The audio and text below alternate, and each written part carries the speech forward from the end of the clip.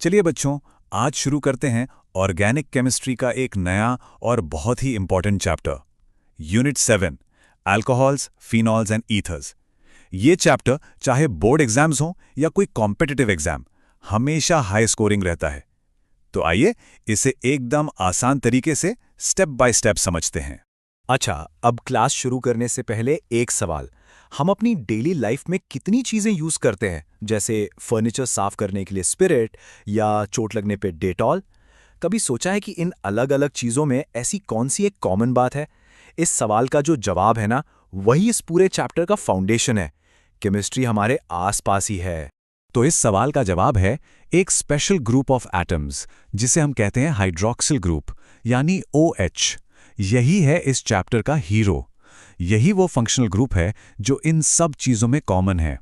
अब हम इसी ग्रुप से बनने वाले 3 मेन कंपाउंड्स, अल्कोहल्स, फिनॉल्स और ईथर्स की दुनिया में डीप डाइव करेंगे। तो इस स्लाइड का मेन आइडिया ये था कि हाइड्रोक्सिल ग्रुप ही इन कंपाउंड्स का फंडामेंटल बिल्डिंग ब्लॉक है।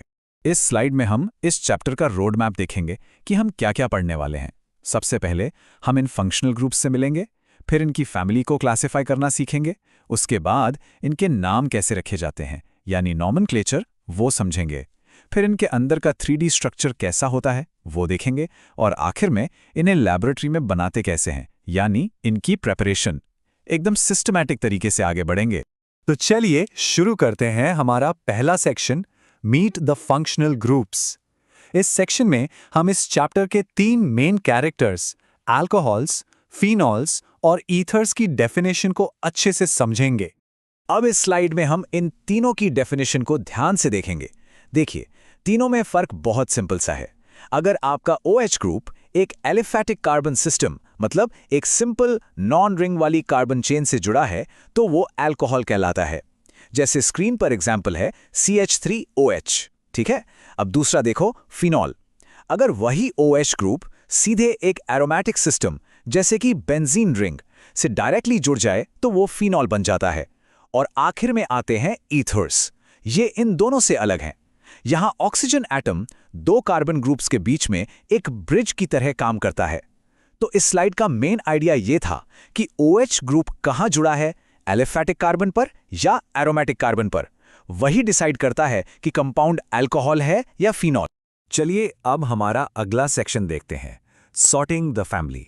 जब लाखों कंपाउंड्स होते हैं तो उनकी स्टडी को आसान बनाने के लिए उन्हें ग्रुप्स में बांटना यानी क्लासिफाई करना बहुत ज़रूरी हो जाता है। तो अब हम इनका क्लासिफिकेशन सीखेंगे। इस स्लाइड में हम क्लासिफिकेशन का सबसे पहला बेसिस देखेंगे, जो कि है नंबर ऑफ OH ग्रुप्स। ये बहुत आसान है, ध्यान से देखो। अगर कंपाउंड में सिर्फ एक OH ग्रुप है तो उसे कहते हैं मोनोहाइड्रिक। अगर 2 OH ग्रुप्स हैं तो डाइहाइड्रिक, और अगर 3 OH ग्रुप्स लगे हैं तो उसे हम ट्राइहाइड्रिक कहते हैं। बिल्कुल सिंपल काउंटिंग है।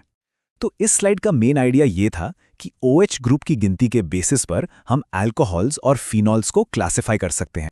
अब हम मोनोहाइड्रिक अल्कोहल्स को आगे क्लासिफाई करेंगे। इसका बेसिस थोड़ा टेक्निकल है, तो ध्यान देना।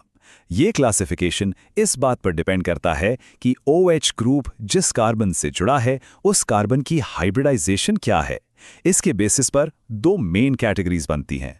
पहली, जहां OH ग्रुप एक sp3 हाइब्रिडाइज्ड कार्बन से जुड़ा है, और दूसरी, जहां ये एक sp2 हाइब्रिडाइज्ड कार्बन से जुड़ा है। तो इस स्लाइड का मेन आइडिया हाइब्रिडाइजेशन के बेसिस पर क्लासिफिकेशन है।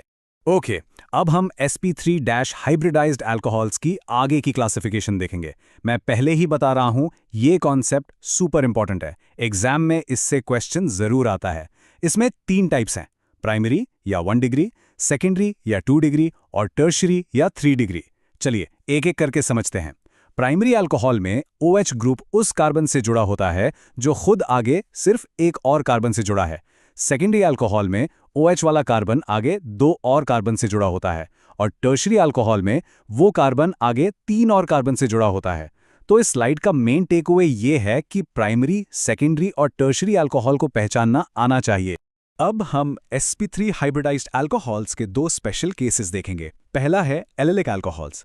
यहां ध्यान देना, OH ग्रुप एक sp3 कार्बन पर ही लगा है, लेकिन वो sp3 कार्बन एक कार्बन कार्बन डबल बॉन्ड के ठीक अगले कार्बन पर है। Position is the key here. दूसरा है बेंजिलिक अल्कोहल्स। यहाँ भी OH ग्रुप एक sp3 कार्बन पर है, लेकिन वो sp3 कार्बन एक एरोमेटिक रिंग के ठीक अगले कार्बन पर है। तो इस स्लाइड का मेन आइडिया ये था कि एलिलिक और बेंजिलिक दोनों में OH sp3 कार्बन पर ही है, बस उस कार्बन की पोजीशन स्पेशल है, डबल बॉन्ड या एरोमेटिक रिंग के बगल में। चलिए अब हम दूसरी मेन कैटेगरी पर आते हैं, यानी CsP2OH बॉन्ड वाले कंपाउंड्स। इन्हें विनिलिक अल्कोहल्स कहते हैं। यहाँ पर OH ग्रुप सीधे उस कार्बन से जुड़ा होता है जो डबल बॉन्ड का हिस्सा है, यानी sp2 हाइब्रिडाइज्ड कार्बन से। इसका फर्क एलिलिक से बिल्कुल साफ है। एलिलिक में OH ग्रुप डबल बॉन्ड के अगले sp3 कार्बन पर था, जबकि विनिलिक में ये डबल बॉन्ड के उसी sp2 कार्बन पर है। तो इस स्लाइड का मेन पॉइंट विनिलिक अल्कोहल की डेफिनेशन है।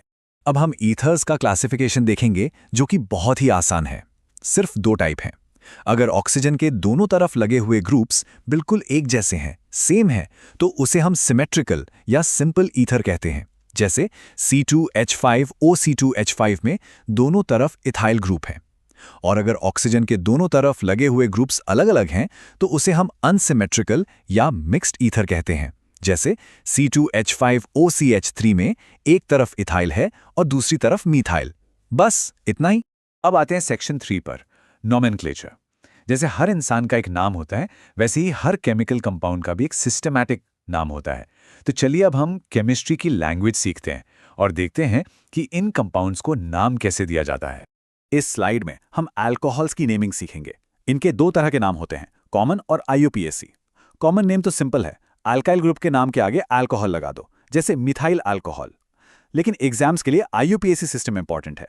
इसका रूल है, पेरेंट एल्केन के नाम से ई हटाकर ओल लगाओ, जैसे मीथेन से बन गया मिथेनॉल। सबसे इंपॉर्टेंट रूल ध्यान से सुनो, सबसे लंबी कार्बन चेन चूज करो और नंबरिंग उस साइड से शुरू करो जहां से OH ग्रुप को सबसे छोटा नंबर मिले। इसलिए CH3CHOHCH3 का नाम प्रोपैन 3OL नहीं, बल्कि प्रोपैन 2OL है। ये इस स्लाइड का मेन पॉइंट है। अब हम फिनॉल्स की नेमिंग देखेंगे, जो कि काफ़ी आसान है। जो सबसे सिंपल कंपाउंड है C6H5OH, उसे हम फिनॉल ही कहते हैं। और इंटरेस्टिंग बात यह है कि यही इसका कॉमन नाम भी है और IUPAC नाम भी। अगर रिंग पर OH के अलावा कोई और ग्रुप भी लगा है, तो कॉमन नेम्स में हम ऑर्थो, मेटा और पैरा पोजिशंस यूज करते हैं। याद है ना, 1,2 पोजिशन को ऑर्थो, 1,3 को मेटा और 1,4 को पैरा कहते हैं। चलिए अब इस स्लाइड पर कुछ एग्जाम्पल्स देखते हैं। अगर फिनॉल रिंग पर पोजीशन 2 पर एक मिथाइल ग्रुप है, तो इसका कॉमन नेम है O-क्रिसॉल और IUPAC नेम है 2-मिथाइल फिनॉल। अगर रिंग पर 2 OH ग्रुप्स 1 और 2 पोजीशन पर हैं, तो उसे कैटेकॉल कहते हैं। एक इंपॉर्टेंट टिप दे रहा हूं, क्रिसॉल, कैटेकॉल, रिसोसिनॉल जैसे कॉमन नेम जरूर याद रखना, क्योंकि एग्जाम में कई बार डायरेक्ट इन्हीं नामों से क्वेश्चन आ जाता है। अब हम आते हैं ईथर्स के IUPAC सिस्टम पर, जो थोड़ा सा अलग है। इन्हें एल्कोक्सी एल्कीन की तरह नाम दिया जाता है। रूल बहुत सिंपल है, ऑक्सीजन के दोनों तरफ जो छोटा वाला एल्काइल ग्रुप है, वो ऑक्सीजन के साथ मिलकर एल्कोक्सी ग्रुप बन जाता है, और जो बड़ा वाला ग्रुप है वो पेरेंट एल्केन बन जाता है।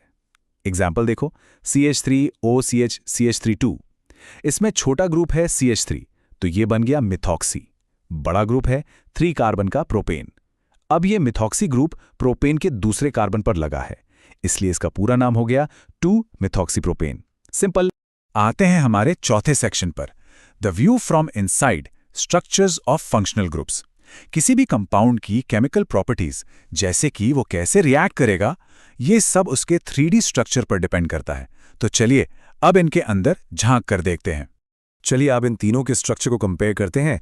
अल्कोहल्स में जो COH बॉन्ड एंगल है, वो नॉर्मल टेट्राहीड्रल एंगल 109.5 डिग्री से थोड़ा सा कम होता है। ऐसा क्यों? क्योंकि ऑक्सीजन के ऊपर जो 2 लोन पेयर्स हैं, वो बॉन्ड पेयर्स को रिपेल करते हैं, जिससे एंगल थोड़ा सा सिकुड़ जाता है। अब आओ फिनॉल्स पर। यहाँ CO बॉन्ड लेंथ अल्कोहल से छोटी होती है। इसका रीजन है रेजोनेंस, जिसकी वजह से CO बॉन्ड में पार्शियल डबल बॉन्ड कैरेक्टर आ जाता है और बॉन्ड छोटा और स्ट्रांग हो जाता है। और ईथर्स में COC बॉन्ड एंगल टेट्राहीड्रल से थोड़ा ज्यादा होता है, क्योंकि ऑक्सीजन से जुड़े 2 बड़े बड़े बल्की ग्रुप्स एक दूसरे को धक्का देकर एंगल को थोड़ा फैला देते हैं। तो इस स्लाइड का मेन आइडिया था आपसे इन स्ट्रक्चर्स के पीछे का रीजन डिस्कस करना। अब हम इस लेक्चर के आखिरी सेक्शन पर हैं, हाउ दे आर मेड, यानी इनकी प्रिपरेशन। अब हम सीखेंगे कि इन जरूरी कंपाउंड्स को लैब में और इंडस्ट्री में आखिर बनाया कैसे जाता है। अल्कोहल बनाने का एक बहुत ही कॉमन और इंपॉर्टेंट मेथड है acid catalysed hydration of alkenes. इसका मतलब है एसिड की प्रेजेंस में एल्कीन में पानी का मॉलिक्यूल ऐड करना। इसका जो 3 स्टेप मैकेनिज्म है वो एग्जाम पॉइंट ऑफ व्यू से बहुत इंपॉर्टेंट है। स्टेप 1, एल्कीन का डबल बॉन्ड H+ पर अटैक करता है और एक कार्बोकैटायन बनता है। स्टेप 2, वाटर का मॉलिक्यूल जो यहाँ न्यूक्लियोफाइल की तरह काम कर रहा है उस कार्बोकैटायन पर अटैक करता है। स्टेप 3, आखिरी स्टेप में एक प्रोटॉन निकल जाता है, यानी डीप्रोटोनेशन होता है और हमें हमारा फाइनल प्रोडक्ट अल्कोहल मिल जाता है। इस स्लाइड में हम अल्कोहल बनाने के कुछ और इंपॉर्टेंट मेथड्स देखेंगे। पहला है हाइड्रोबोरेशन ऑक्सीडेशन। इसकी खास बात यह है कि इससे एंटी मार्कोनिकोव प्रोडक्ट मिलता है। फिर है एल्डिहाइड्स और कीटोन्स का रिडक्शन। याद रखना, एल्डिहाइड के रिडक्शन से प्राइमरी अल्कोहल बनता है और कीटोन से सेकेंडरी अल्कोहल। कार्बोक्सिलिक एसिड्स और एस्टर्स को रिड्यूस करके भी अल्कोहल बना सकते हैं। और सबसे वर्सेटाइल मेथड है ग्रिग्नार्ड रिएजेंट से, क्योंकि इससे हम प्राइमरी, सेकेंडरी और टर्शरी तीनों तरह के अल्कोहल्स बना सकते हैं। अब आते हैं फिनॉल की प्रेपरेशन पर। इस स्लाइड में हम फिनॉल बनाने के कुछ की मेथड्स देखेंगे। पहला, इसे बेंजीन सल्फोनिक एसिड को मोल्टन NaOH के साथ हीट करके बनाया जा सकता है। दूसरा आसान तरीका है डाइजोनियम सॉल्ट्स को पानी के साथ बस थोड़ा गर्म कर दो। और तीसरा, जो इंडस्ट्रियली सबसे इंपॉर्टेंट प्रोसेस है, वो है क्यूमीन से फिनॉल बनाना। बड़ी बड़ी इंडस्ट्रीज में लार्ज स्केल प्रोडक्शन के लिए यही प्रोसेस यूज होता है। तो ठीक है, अब हमने इनका स्ट्रक्चर और प्रिपरेशन सब कुछ समझ लिया है। अब मैं आपसे एक रियल वर्ल्ड प्रॉब्लम सॉल्व करने को कहता हूं। जरा सोचिए, अगर आपको एक इंडस्ट्री में बड़े पैमाने पर यानी लार्ज स्केल पर एथेनॉल बनाना हो, तो इन सब मेथड्स में से कौन सा मेथड सबसे बेस्ट रहेगा? और सबसे इंपॉर्टेंट सवाल, क्यों? इसके लिए आपको कॉस्ट, रॉ मटेरियल कितना इजीली मिल रहा है और रिएक्शन की यील्ड, इन सब फैक्टर्स के बारे में सोचना पड़ेगा। इस सवाल पर सोचना आपको केमिस्ट्री को सिर्फ किताबों से बाहर निकालकर असल दुनिया में अप्लाई करना सिखाएगा।